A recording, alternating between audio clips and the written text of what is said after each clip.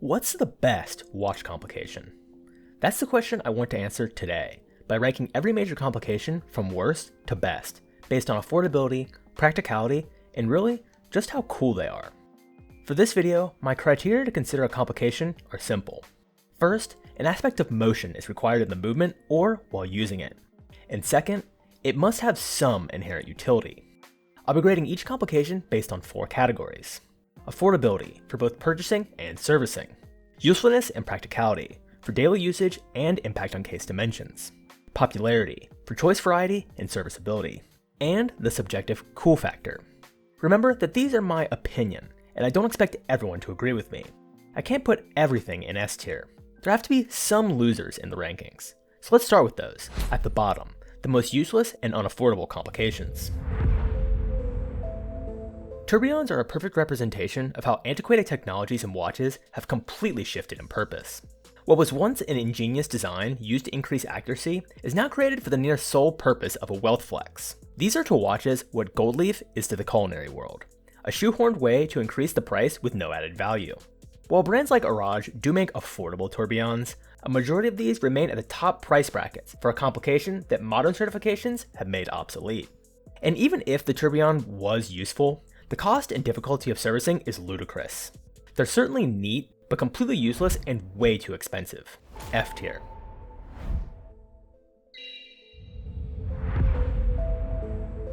I've lumped all of the chiming complications into one here, as they all serve a similar purpose, which is quite similar to the tourbillon, a display of wealth and high-end watchmaking, but way cooler and with a little bit of utility.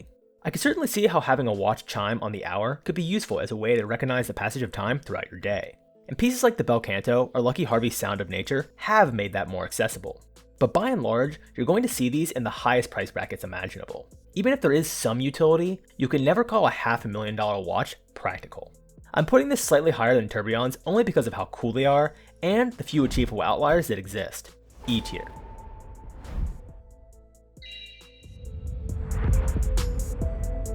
This is definitely the most popular, useless complication. It's incredibly common on quartz chronographs, usually at the 3 o'clock subdial. Unless paired with a GMT or world timer, their utility is really limited. Setting it independently of your main time is useful, but that's getting into GMT territory. Otherwise, you're never going to forget if it's AM or PM, although I will admit it can be done tastefully, like on Orient's Sun and Moon. Its only saving grace is that it's affordable, and including it has little impact on the watch, and is often included in EBOSH movements. Rating it on its own, D tier.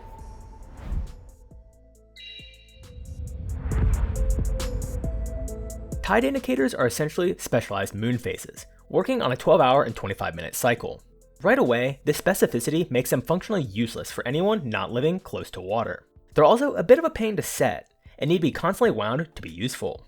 Although they're relatively affordable, they're incredibly niche. Good luck ever getting it serviced if it's from a niche brand. Unless you're a surfer or live on the coast, this is just an aesthetic subdial that does nothing. E tier.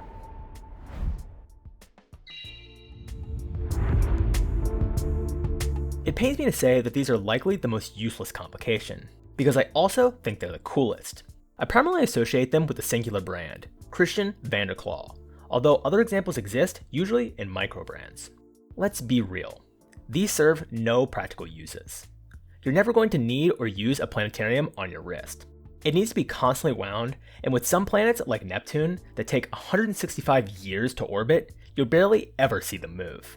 They're super expensive, and I guess there's only a few watchmakers in the world that can even service them. Even though they're my favorite unattainable complication, they're still F tier. If you find this analytical approach to collecting more useful than the typical review-focused channels, consider subscribing if you haven't already.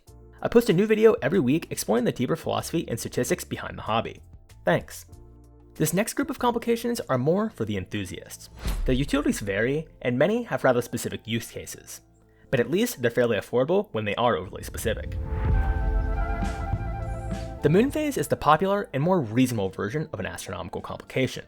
It has no utility unless you're a werewolf, but there isn't too much of a downside to it either. It's affordable, servicing isn't too difficult, and it doesn't add much thickness. It's a classic dress staple, and aesthetically looks great, especially in watches like Christopher Ward's C1 Moon Phase. It's uselessness done right for the enthusiast. C tier.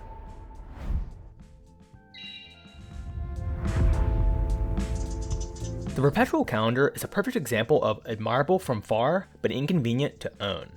I'm including triple and annual calendars here too, as they all serve the same purpose. The main issue with these is that most of the information they provide isn't useful.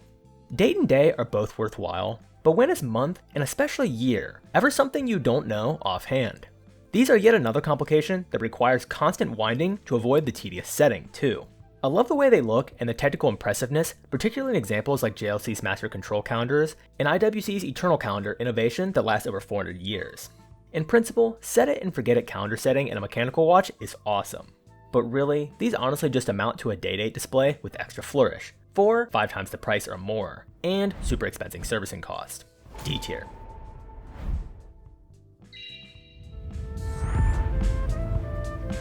Mechanical alarms are another complication from a bygone era. Before the advent of quartz, they would have been A or S tier. Look no further than iconic pieces like the Vulcain Cricket to know why.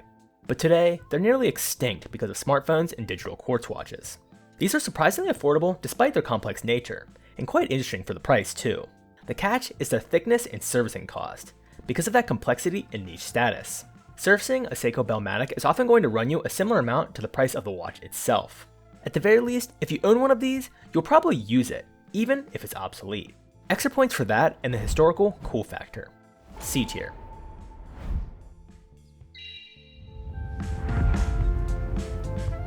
Regatta or yacht timers fit squarely into the enthusiast niche category. They have a very specific purpose, with an intriguing mechanical aspect to them. They really amount to a specialized chronograph or alarm hybrid for yacht racing, which is an extremely niche sport. While I love the aesthetic of the 5 circles on most regatta timers and the ingenuity of the implementation on examples like Rolex's Yachtmaster, even despite the added thickness and size, they have no practical use for the grand majority of people. They're fairly achievable and not too common, understandably so. They look cool, but are too overly specific to be ranked any higher than D tier.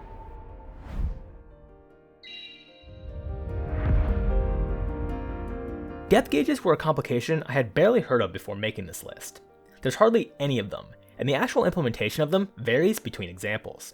Typically, like on Oris's Aquis depth gauge, these take advantage of Boyle's law, that pressure and gas have an inverse relationship.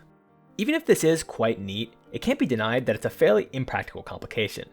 50 years ago, this would have been higher, like others on this list.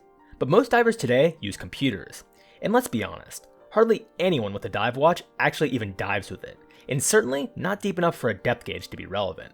It's a cool factor complication that's mostly irrelevant. D tier.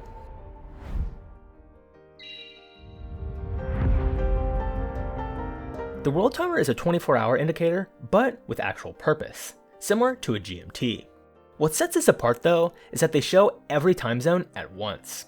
This creates a distinct yet busy aesthetic, center stage in the design. They aren't too expensive and don't require many sacrifices for thickness. Utility varies on your lifestyle in the same way as a GMT. For most people, it probably leans more towards the useless end, but I can see the genuine uses for it in some cases. Overall, I say they're one of the more polarizing but middle of the pack options. C tier.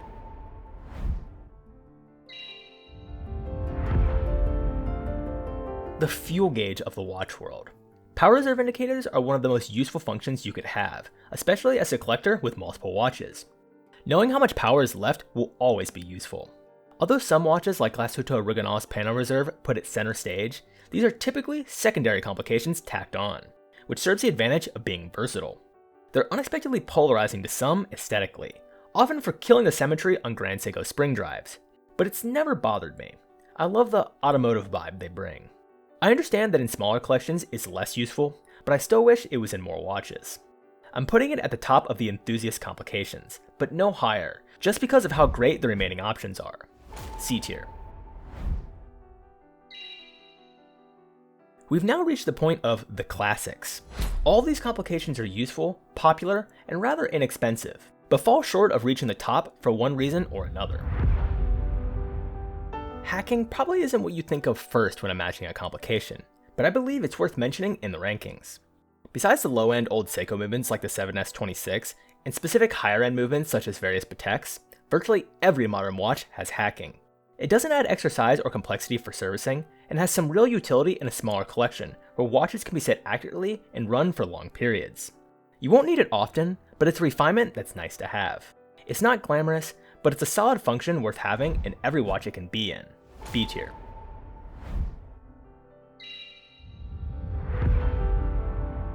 Despite what you might think, center seconds is a complication. Small seconds is actually the default for a movement, even if it's been replaced by center seconds. You're not going to need second accurate time often, but the ability to use center seconds as a timer is where the real utility comes. They function as a shorter chronograph because of the larger size and chapter rings quite easily. Of course, not much needs to be said about it otherwise. It's by far the most popular and achievable complication there is. So common that when it's not present, that usually garners a mention or even a name change. A tier.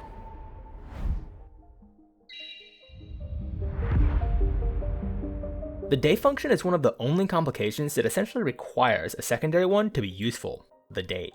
You're typically going to know the current day of the week, so it isn't that useful. There's not any downside to it either, and often it contributes positively to the aesthetic, classically in watches like the Rolex Day Date. It's fairly popular due to its inclusion in tons of Seiko movements like the 7S26 and newer 4R36, which are incredibly affordable, as well as the common Swiss ETA 2834. It's a solid accessible and aesthetic addition to the date function with a bit of utility tacked on. B tier.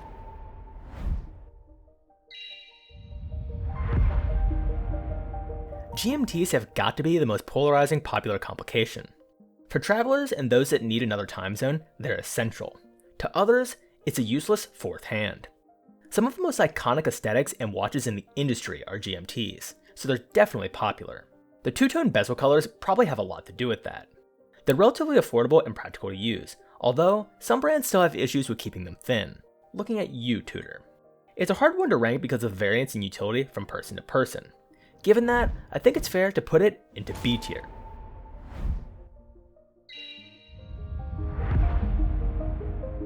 When most people imagine a complication on a watch, chronographs are often the first that come to mind. It's really the original genuine complexity to a watch, and probably the most useful. There are so many times during your average day that a timer is practical, whether it's cooking, doing laundry, gym rest periods, or more. There's always an excuse to use it. I'd like to think that's why it's one of the most popular complications, but it's likely more to do with the aesthetic it brings. The triple subdial layout and pushers are so distinct, and incredibly classic in their own right. The tactile feel and click of starting the timer is one of the only physical ways to interact with a watch still left, and just flat out cool. Chronos would be at the top of this list if it wasn't for their two major drawbacks, price and thickness. They're getting more affordable than they used to be, but they're still one of the most expensive options among the common complications, certainly so when it comes to servicing. And often, they're the largest too, because of how big the movements need to be, which drops their versatility a bit. They're hands down my personal favorite, and certainly one of the best, but I can't ignore that they have some downsides holding them back. A tier. Finally, we've reached what I consider to be the best of all complications. All of these have the holy trinity of a great complication: utility, affordability, and popularity. The rotating bezel is everything the chronograph wanted to be and more, since there are more than just timing bezels.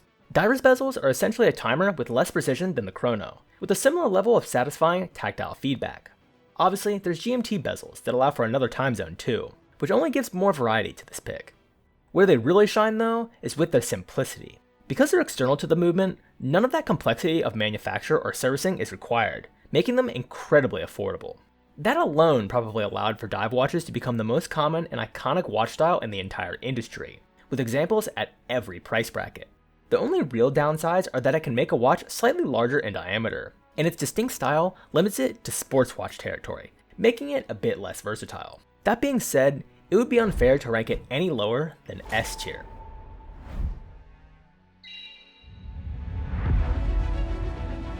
The date function is among the most practical visual complications there is, even if it's not very glamorous. It's useful, way more so than the day, incredibly common and affordable, and best of all, extremely versatile. The date can go on any watch, and it'll always be welcome there. There are a fraction of enthusiasts that dislike it, again because of the asymmetry, but this is way overblown. It adds great functionality with no downside, and if done properly, only adds to the aesthetic of a watch. Sometimes, I even find myself using the date function more than the actual time on my watches, but perhaps that's just me. Either way, it's a complete classic, understated, and more or less the standard. So much so that ghost states have become a regular occurrence in watches with smaller brands because of common movements like the ETA 2824. S tier.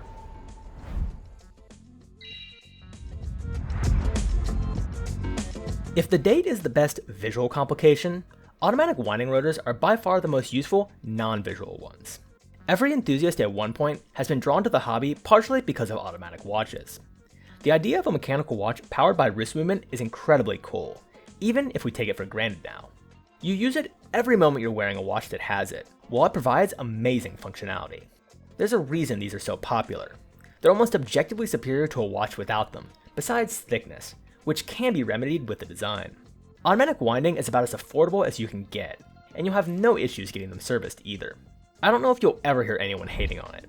It has to be S tier.